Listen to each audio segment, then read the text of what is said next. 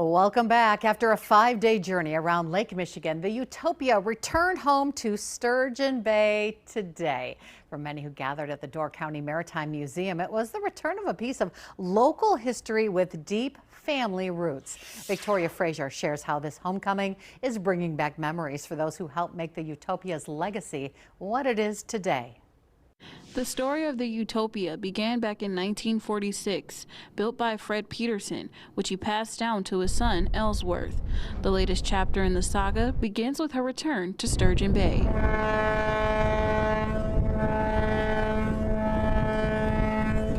How does it feel to see the Utopia coming back to Sturgeon Bay? It creates every emotion known to humankind. I feel joy.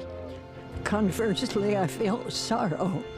I have beautiful, beautiful memories of this beloved vessel.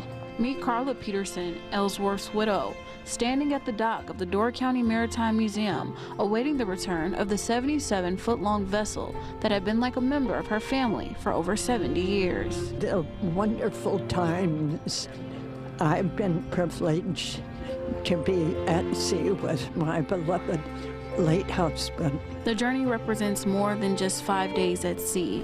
It's a story about community coming together, preserving history, and a feeling for many on board, the stars aligning to make it happen. And everyone who ever came aboard talked about what a joy it was, and so that left me feeling very, very happy.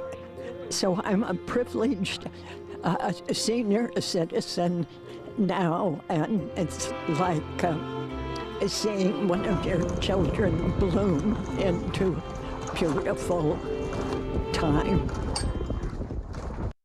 Well, that is the sweetest ending that I have seen to this journey that could possibly be. So thank you, Victoria, for bringing us that.